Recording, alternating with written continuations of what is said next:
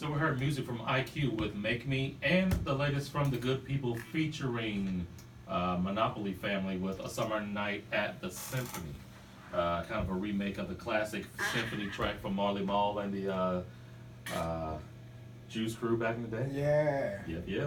This is the Every Sweet KSYM 90.1 FM, D Major, Cheryl Metal, IQ, and Jboi in the studio. So we still got the family mind, soul, music in the building too. Oh yeah, most definitely.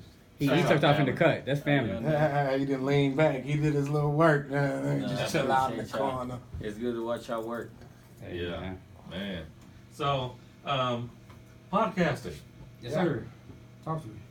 Oh, you talk to me. I mean, New you know, Illuminati, now the Conduit podcast. How's everything going with Well- AP and Valencia? Well, let's set it a little different way. It was the new Illuminati, Yes. which was just a shot in the dark. Yeah. Jboi had worked at the radio station. That's where I ran across him back in the Gap. Yep. And my homeboy Polo had to be heard. Polo's just one of them souls that he's gonna be heard. So he was coming to me saying, "Yo, I think we should do a podcast. All the conversations we have in your living room would be beautiful to be on radio." Boom. Linked him up with Jboi. Everything took off. And we had about like 42 crowns at fourth quarter. Talked it Jesus over Christ. some crowns. That night was very, very. That's how the best things I think should happen. Yeah. Really, the first whole season was over crowns. I mean, every single night, every single show we had Butler Crown. Yeah, those are some good times. But yeah, I mean, and that just amped up. It just turned into something overnight. It seemed like to us. Yeah. We was kind of hard pressed to even think anybody was gonna listen to us. Like, who cared what we got to say, right? But we had both me and Jboi especially. We had this connection with so many people in the city that we felt like, man, it's a shame these people ain't being heard. It's a shame it's not an outlet where Worldwide could go sit down and speak on his experiences. Tony Stacks and Kyle Lee. Like that first season, we was really to the bricks. We was really like digging from the bottom up. Yeah. And inside that room was what we called the grown man section, which was, there's a lot of people involved. There's 2 or 3 people on the mic, but there's a lot of people involved. So 2 of those people is my homeboy Maserati Marcus, who's one of the best producers by my bar in the city. Yes, sir. And I agree. my homeboy Crunkstar, and they they spun off into their own podcast. So that's running right now.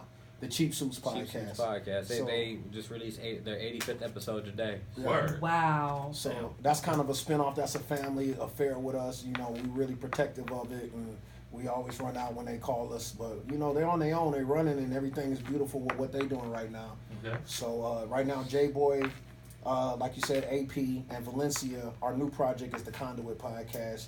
We've been doing that for about 6-7 episodes now. 7 episodes. Yeah. Some special episodes that we've done. And this is kind of like geared towards the more serious side of the culture out here. So we spend a lot of time talking about current events, opinion, radio. It's fun. It's fun. Yeah, it's a fun chemistry between the 3 of us because, like, it is kind of natural and organic. Like, of course, me and AP, we had our we've been cool for quite some time. Right. I've had conversations with Valencia dating back to when she was on 98.5. So I've had these relationships with these people. So just having them and actually bringing us together and actually putting it together and actually sitting down doing the show. Like we met up about 2-3 times before we started the show. Yeah. Just just to basically get the groundworks off and make sure everybody was on board. But I'm still really tied to the locals. You know what I'm saying? Like that's my passion. That's the reason why I'm putting those packages together. So I did we started where each of us are gonna start doing our own special edition shows. Mine's gonna be geared more towards the locals. You know what I'm saying? I did one with Yoda, KP, and City. I saw you just did with Mel's Finest. With Mel's Finest, Nat Boogie and them. I actually got a second part to that one coming out. It's gonna have Crunk and Mozzie, and then it's gonna have Mayzilla from U3 Radio. Word. I actually want to do a part 3. That was because after we got done, I was gonna invite because I want to get y'all. I want people basically, like I said, this is to basically bring up the movers and shakers. I want to use my platform to promote other platforms. That way, so y'all can promote, and it brings all the platforms together. That shows like, hey, this is the sources you artists have out here. Yeah. Y'all have urban suite radio, and y'all can get BDS spins. Like y'all get like it's counted. Like this goes towards your royalties and stuff. So, like that's the reason why I'm doing these special edition type podcasts. I got one, like I said, as I was saying, I want to talk dude named BJ Goddamn out here. I want to break. Like I talked to him the other day. DJ's dope. Young kid. I mean, he's going everywhere. He's all the way out in LA all the time. This past weekend, he was in LA partying with Jordan Clarkson from the Lakers and stuff like that for his birthday. So I mean, BJ's a real humble dude. I work part time at a shoe store, and he's always in there. Like every Sunday I'm at work, he's there. And finally I went up to him this past Sunday and I was like, hey man, I respect what you're doing. I like what you're doing.